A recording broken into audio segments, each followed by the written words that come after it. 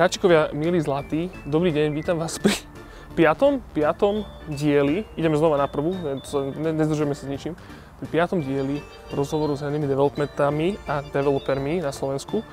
Dneska sme išli do Košíc, už to je intro s Emou Tekeliovou. Dneska sme prišli do Košíc, pozrieť sa do kancelárií štúdia 3Division, konkrétne za Peťkom Adamčíkom, ktorý nám porozpráva niečo o svojej videohre Workings and Resources.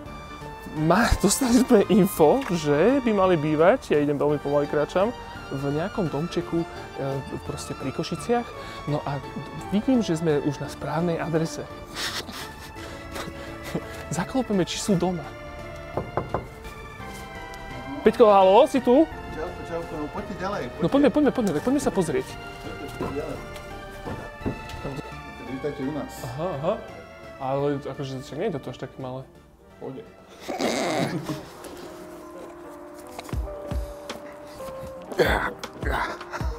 Predajov máme zhruba tak asi nejakých 150 000 zatiaľ.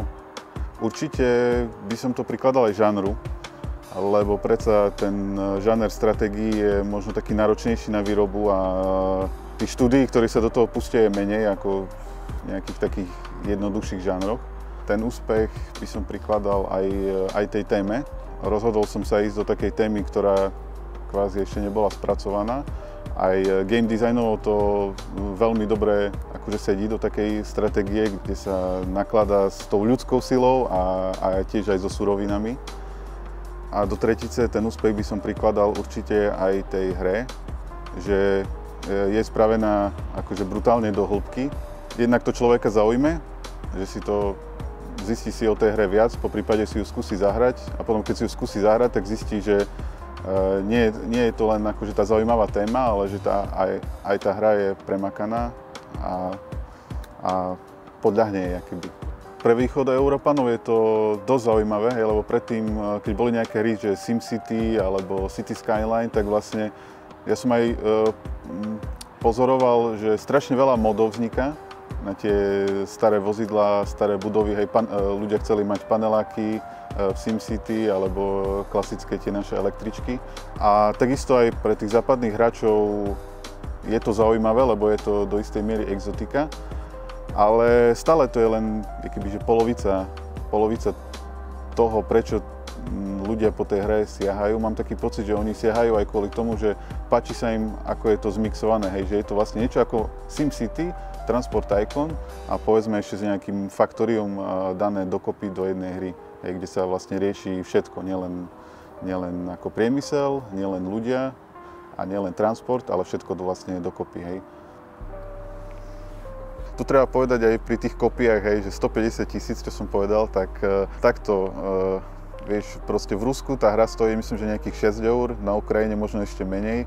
A myslím, že do Ruska ide nejakých 30 alebo 40% kopií, Čiže nedá sa to tak rátať na tú našu cenu, ale určite, tak by som povedal, že tá demografia až na to Rusko, čo akože vyskakuje a povedzme akože Poľsko a Slovensko, tak zase nie je to taký rozdiel, že stále tam je nejaký ten podiel Ameriky, neviem, 10-15%, podiel Nemecka takisto nejakých 10-15%, že Brazília takisto, proste taká tá klasická steamovská demografia s tým, že trošku možno nejakých 20-30% je zdvihnutý ten východný blok.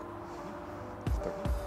Hrajú to určite aj mladí, aj starí a treba povedať, že veľakrát to hrajú aj takí ľudia, ktorí vyslovene sa im asi tá téma tak zapáčila, a povedali si, OK, tak toto musím hrať a vlastne oni majú napríklad v knižnici len jednu jedinú hru a to je Soviet Republic, alebo vôbec nemajú skúsenosti s tým hrať hry a píšu potom na technickú podporu s nejakými úplne banálnymi vecami. A takisto aj majú strašne slabé počítače, Kupovali si ten počítač, nechceli hrať hry a potom uvideli Soviet Republic a teraz vlastne zistili, že majú fakt slabý počítač a nemôžu to plnohodnotne hrať.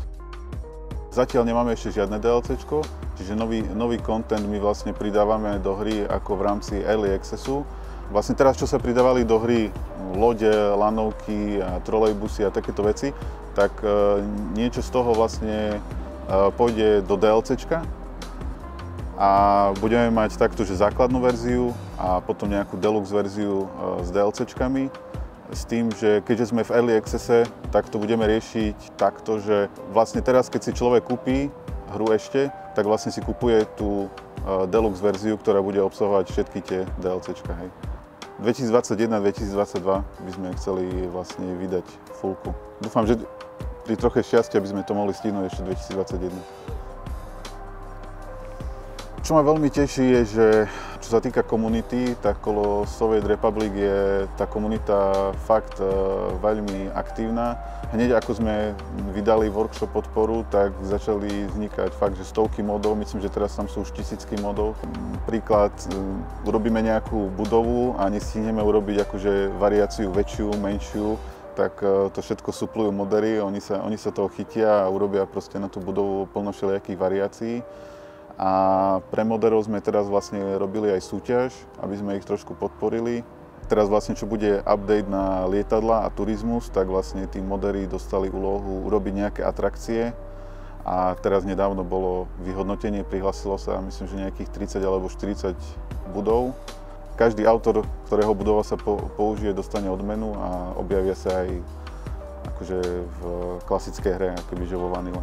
Takže vyhral to jeden týpek, to mám len tak z druhej ruky, on že vraj má normálne nejaké akože outsourcingové štúdio, ale asi v voľnom čase, neviem, proste svojim vlastne zamestnancom asi povie, že, alebo možno aj on, že nech urobia nejakú budovu do Soviet Republic. A on myslím, že poslal nejaké 4 budovy a všetky 4 boli super, tak on to vyhral. Myslím, že on je z Ruska.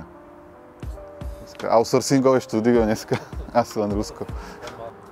Nad ďalším projektom vlastne rozmýšľam už od vydania Early Access, ale zatiaľ pracujeme čisto len na sovietoch. A to podľa mňa ostane pol roka, možno rok minimálne tak, ale už rozmýšľame nad ďalším projektom. Je v hre niečo, že zoberie sa ten vlastne engine Soviet Republic a akýby sa vymení grafika, urobia sa nejaké nové mechaniky a urobí sa nejaký tycoon. Ale tak v hlave mám ešte rozpracovaný jeden nápad zase na úplne niečo, niečo iné ako Soviet Republic. Ale neviem, ešte som sa nerozhodol, že či sa teda do tej inej hry pustíme, alebo budeme robiť niečo podobné ako Soviet Republic. Neviem, uvidíme. Možno budeme robiť aj, uvidíme.